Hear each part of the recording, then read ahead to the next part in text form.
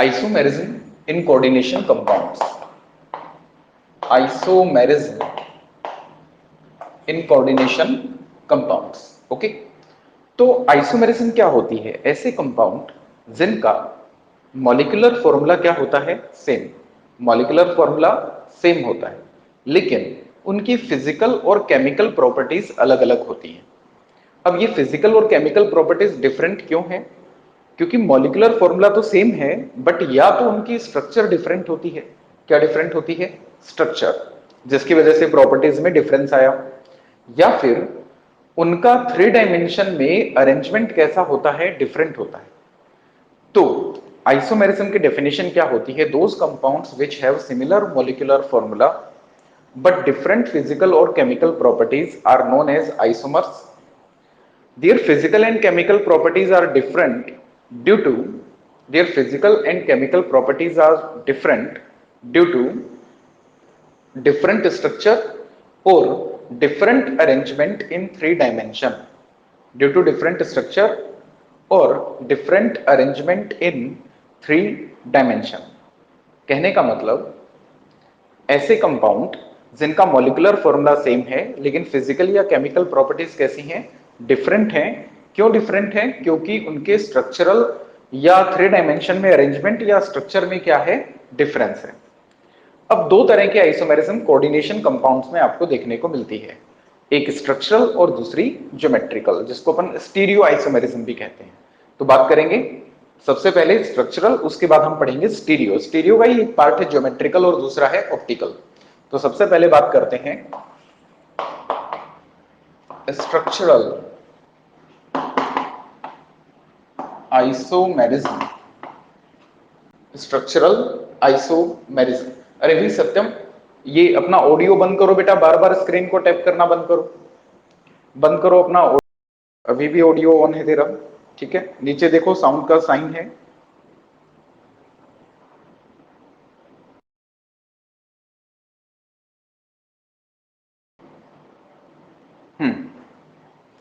तो हम लोग यहां पे बात कर रहे हैं सबसे पहले स्ट्रक्चरल आइसोमेरिज्म की। Structural isomerism, structural isomerism. ठीक है, structural isomerism, it means those compounds which have similar molecular formula but different structural formula due to which they have different properties are known as structural isomers, and this type of isomerism is known as structural isomerism। जिनका molecular formula same है but structural formula क्या है? Different है, उनको structural isomers कहते हैं। इसमें पहला टाइप आता है, अब मैं टाइप्स की बात करूंगा, types of structural isomerism coordination compound में। टाइप ए मेरे पास है ionization, ionization isomerism, ionization isomerism. ठीक है, तो आयोनाइजेशन आइसोमेरिज्म में क्या होगा स्टूडेंट्स? ये स्ट्रक्चरल आइसोमेरिज्म का एक टाइप है, फर्स्ट टाइप है। इसमें क्या होता है?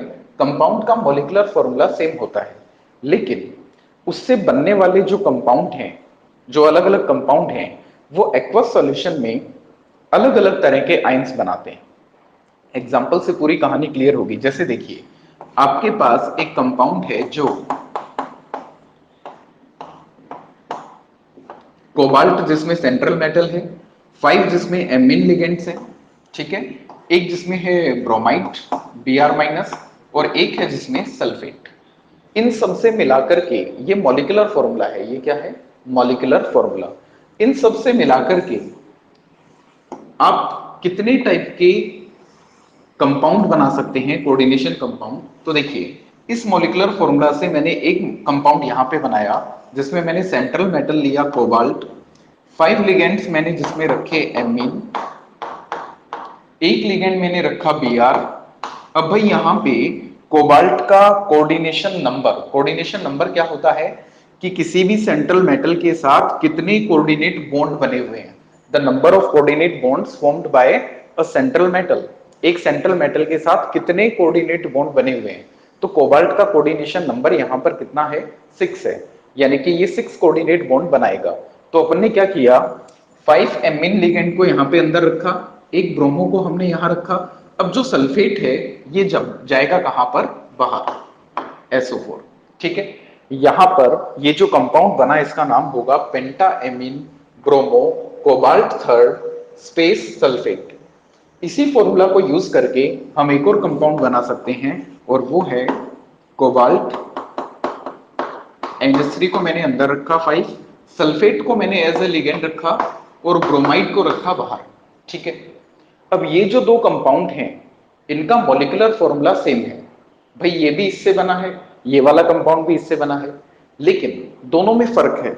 अब फर्क क्या है दोनों में, देखिए कि जब हम इस कंपाउंड को वाटर में ऐड करेंगे, इसका हम एक्वस सॉल्यूशन बनाएंगे, तो ये क्या करेगा, ये सल्फेट आयन को अलग कर देगा, सल्फेट आयन इससे अलग हो जाएगा और ये जो पूरी एंटिटी है इस पे चार्ज आ जाएगा +2। कितना चार्ज आ जाएगा, +2।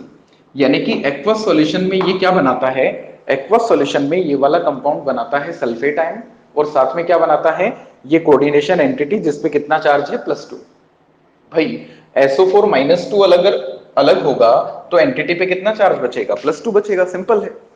अब ये वाले कंपाउंड को जब हम एक्वस सॉल्यूशन में ऐड करेंगे, ये वाले कंपाउंड को, तो क्या बनेगा, Br- अलग होगा। हमें पता है कि एंटिटी के अंदर वाले बॉन्ड तो एक्वस सॉल्यूशन में ब्रेक होते ही नहीं है, तो क्या होगा, Br- अलग होगा और Br- अलग होगा तो इस पूरी एंटिटी पे कैसा चार्ज आएगा, +1 और Br- यहां से अलग हो जाएगा। कब, जब हम इसको एक्वस सॉल्यूशन में ऐड करेंगे। अब ये दोनों कंपाउंड एक ही मॉलिक्यूलर फॉर्मूला को फॉलो करते हैं, ये दोनों कंपाउंड एक ही मॉलिक्यूलर फॉर्मूला को फॉलो करते हैं। किसको, इसको, ये कंपाउंड इससे बना है, ये कंपाउंड भी इसी से बना है, लेकिन एक्वस सॉल्यूशन में ये कंपाउंड अलग तरह के आयन बनाता है और ये वाला कंपाउंड अलग तरह के आयन बनाता है। तो इन दोनों कंपाउंड को मैं बोलूंगा आयोनाइजेशन आइसोमर्स। ये दोनों कंपाउंड कैसे आइसोमर हैं, आयोनाइजेशन आइसोमर्स। क्या खास बात है इनकी, इनका मॉलिक्यूलर फॉर्मूला सेम है, इनका मॉलिक्यूलर फॉर्मूला सेम है, लेकिन एक्वस सॉल्यूशन में ये अलग अलग तरह के आयन बनाते हैं। ये वाला कंपाउंड अलग तरह के आयन बनाता है और ये वाला कंपाउंड अलग तरह के आयन बनाता है। क्यों, क्योंकि कोऑर्डिनेशन एंटिटी के अंदर और बाहर जो आयंस हैं वो इनमें डिफरेंट है। देखिए यहां सल्फेट बाहर है, ब्रोमो अंदर है, मतलब ब्रोमो यहां पे लिगेंड है, सल्फेट यहां पे आयन है।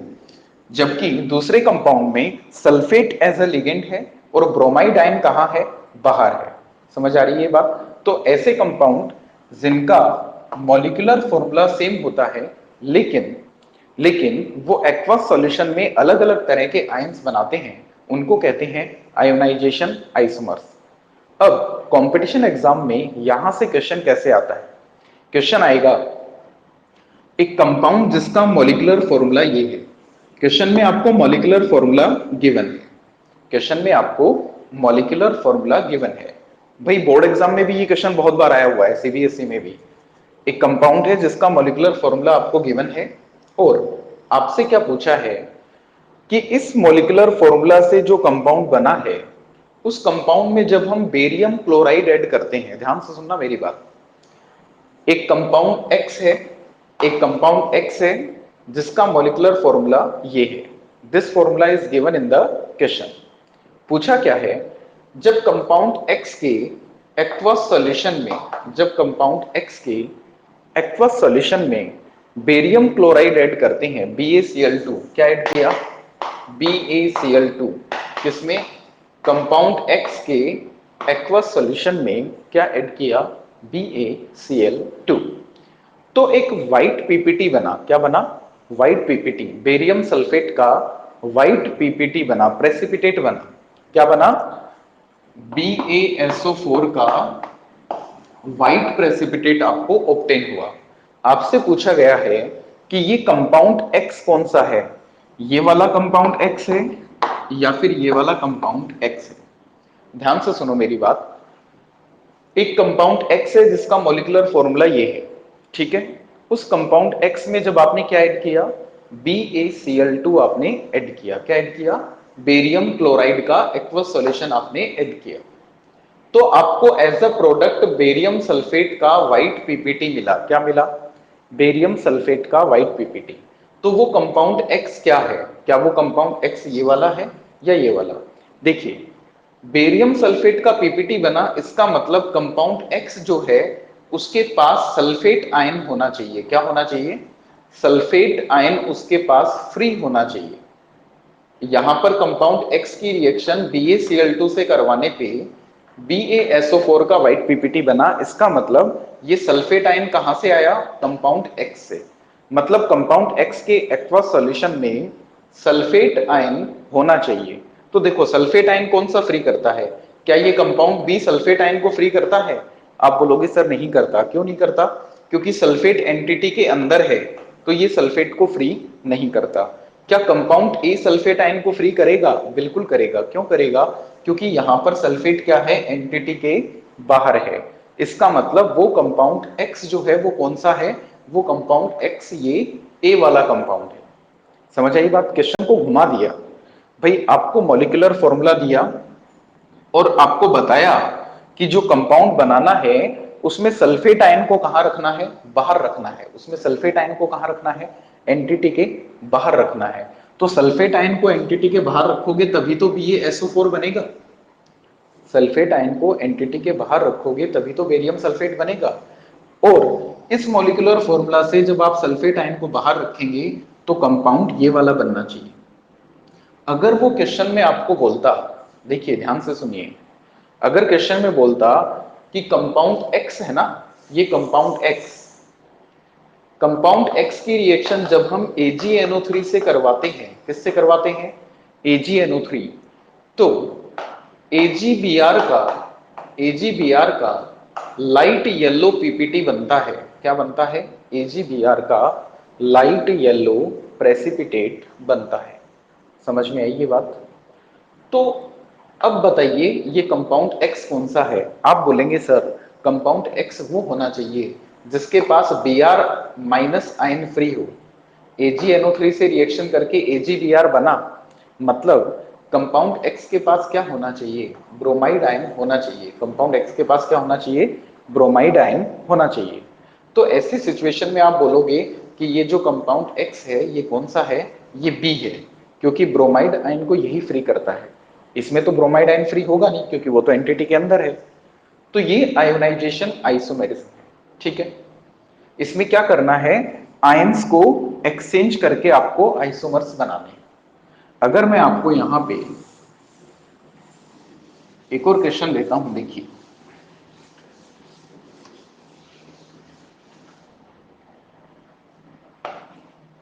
आपके पास एक मॉलिक्यूलर फॉर्मूला है CrNH3 5Cl Br। ठीक है, मतलब आपके पास यहां पर क्या ऑप्शन है कि या तो Cl को अंदर रखो या फिर Br को। तो कितने आइसोमर बनाओगे? 2 आइसोमर बना सकते हो। कैसे? एक आप बनाओगे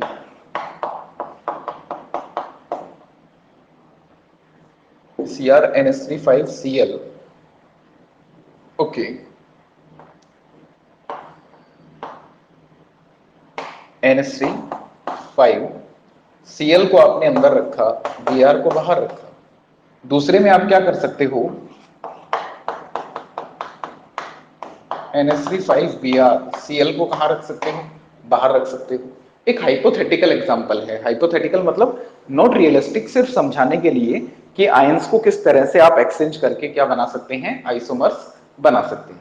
ठीक है, चलिए अब बात करते हैं। ये तो थी आयोनाइजेशन आइसोमेरिज्म। इसके बाद नेक्स्ट आइसोमेरिज्म यहां पे आपके पास आएगी हाइड्रेट आइसोमेरिज्म। कौन सी? Hydrate isomerism.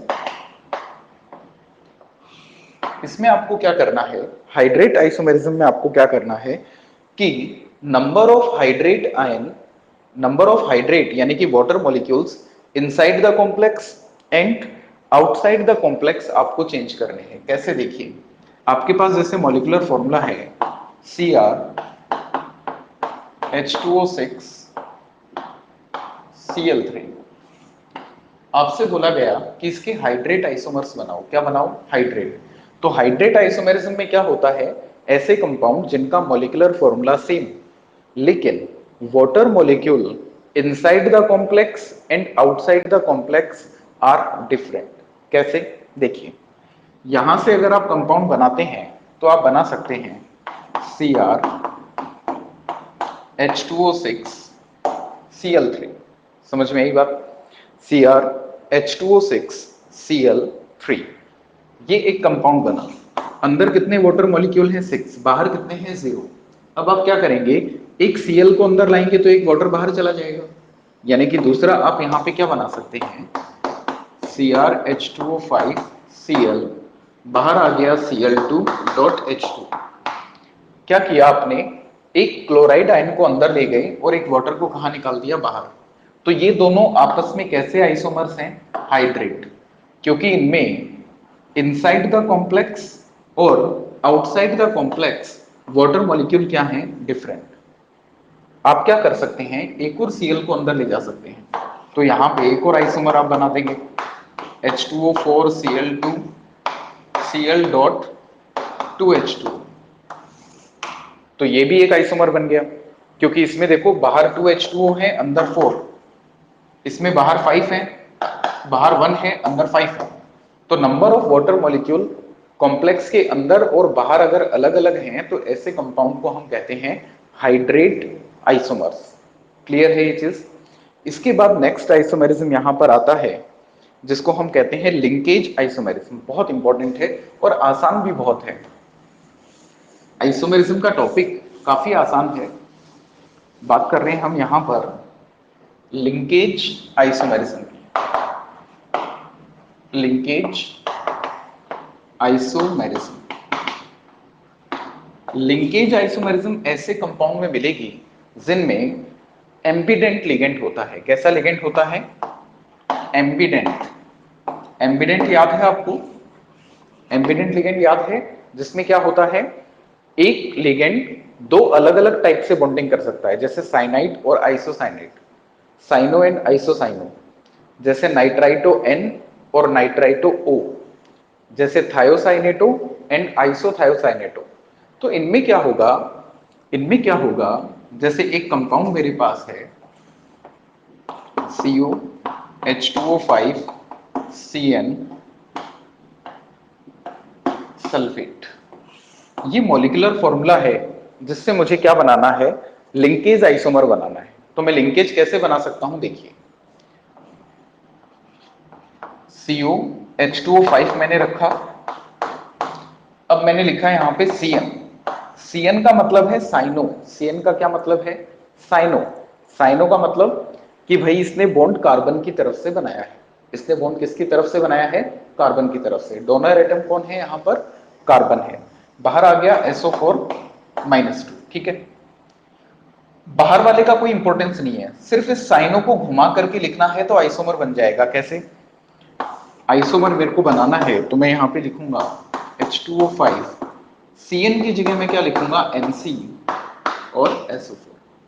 कहने का मतलब कि जो एम्बिडेंट लिगेंड है वो एक में कार्बन की तरफ से जुड़ा है और यहां किसकी तरफ से? नाइट्रोजन की तरफ से।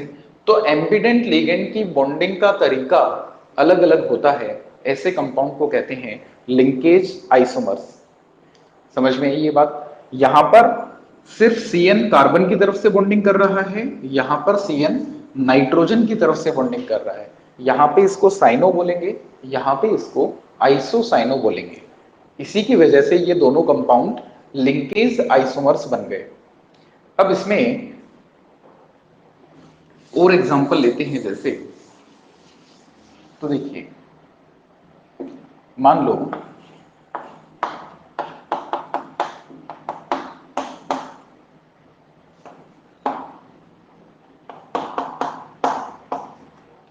ये एक कंपाउंड है जिसमें 3 एमीन है, 2 क्लोरो है, एक नाइट्राइटो एन है, नाइट्राइटो एन।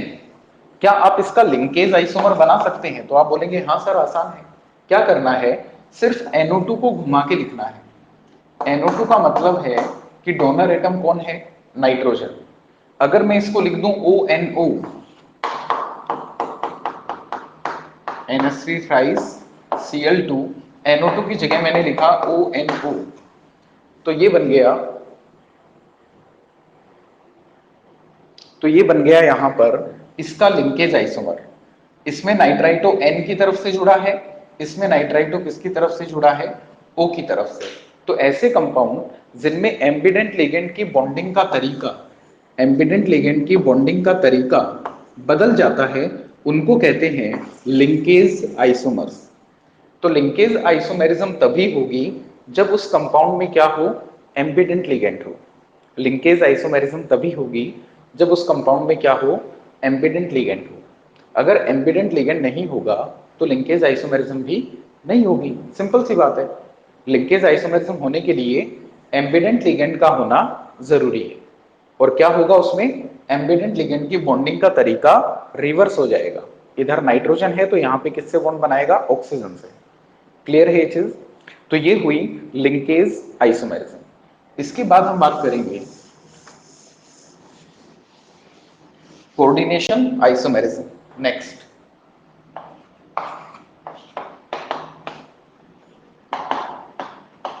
Coordination isomerism.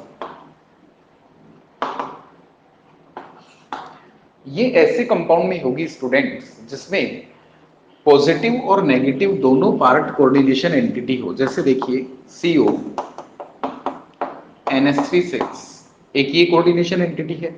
अगर कोबाल्ट का चार्ज +3 है तो इस पूरी एंटिटी पे कैसा चार्ज आएगा, +3, क्योंकि एमीन तो न्यूट्रल होता है। ये देखिए क्रोमियम के साथ 6 क्लोरो, अगर क्रोमियम का चार्ज +3 है तो 6 क्लोरीन का कितना हो गया, -6, +3 -6 टोटल कितना आना चाहिए, -3। और ये दोनों एंटिटी अगर आपस में जुड़ जाएं, इसका चार्ज +3 है, इसका चार्ज कैसा है, -3, तो ये कंपाउंड बन गया। क्या बन गया, कंपाउंड। इस कंपाउंड में कितनी कोऑर्डिनेशन एंटिटी हैं स्टूडेंट्स, इस कंपाउंड में 2 कोऑर्डिनेशन एंटिटी हैं। एक कैसी, पॉजिटिव, एक कैसी, नेगेटिव। अब अगर ये एंटिटी अपने लिगेंड्स को आपस में बदल लें, कैसे, देखिए ध्यान से देखिए। अगर ये 6 क्लोरीन चले जाएं कोबाल्ट के साथ और ये 6 जो एमीन है ये आ जाए किसके साथ, क्रोमियम के साथ, तो क्या होगा, तो देखिए क्या होगा। जब ये NH3 क्रोमियम के साथ आएंगे तो अब क्रोमियम वाली एंटिटी पे कैसा चार्ज आएगा, अब क्रोमियम वाली एंटिटी पे प्लस चार्ज आएगा। कैसे, +3, 0, टोटल चार्ज कितना आ जाएगा, +3। अगर मैं NH3 को कहां ले जाऊं, क्रोमियम के साथ, तो इस पे कैसा चार्ज आ गया, पॉजिटिव। और जैसे ही ये Cl कोबाल्ट के साथ आएगा तो ये वाली एंटिटी पे कैसा चार्ज आ जाएगा, -3, +3 और -3 कैंसिल। तो ये कंपाउंड और ये कंपाउंड ये आपस में कैसे आइसोमर्स हैं, ये हैं स्टूडेंट्स कोऑर्डिनेशन आइसोमर्स। कैसे आइसोमर्स हैं, कोऑर्डिनेशन आइसोमर्स। तो कोऑर्डिनेशन आइसोमेरिज्म में क्या होता है कि 2 कोऑर्डिनेशन एंटिटी आपस में अपने लिगेंड्स को एक्सचेंज कर लेती हैं। और जब लिगेंड्स एक्सचेंज होते हैं तो पहले जिस मेटल ने पॉजिटिव एंटिटी बनाई थी, बाद में वो मेटल नेगेटिव एंटिटी बनाती है। और जिस पे पहले नेगेटिव चार्ज था वो मेटल अब पॉजिटिव एंटिटी बनाती है। इन दोनों कंपाउंड को हम कहेंगे कोऑर्डिनेशन आइसोमर्स। ठीक है। तो यहाँ पे कुछ इंपॉर्टेंट आइसोमेरिज्म हमने डिस्कस की हैं। किसकी, कोऑर्डिनेशन कंपाउंड में स्ट्रक्चरल आइसोमेरिज्म की 4 टाइप हमने डिस्कस की हैं। इसके अलावा होता है लिगेंड आइसोमेरिज्म, जिसमें एक पर्टिकुलर लिगेंड आइसोमेरिज्म शो करता है। एक होती है कोऑर्डिनेशन पोजीशन, जिसमें ब्रिज लिगेंड वाले मेटल्स के बीच में लिगेंड का एक्सचेंज होता है। काफी आसान है। ये 4 यहाँ पे इंपॉर्टेंट है। कल की क्लास में हम लोग डिस्कस करेंगे कोऑर्डिनेशन कंपाउंड में स्टीरियो आइसोमेरिज्म। ठीक है। स्टीरियो में हम पढ़ेंगे ज्योमेट्रिकल और हम पढ़ेंगे ऑप्टिकल। आज इतना ही। ठीक है, फाइन।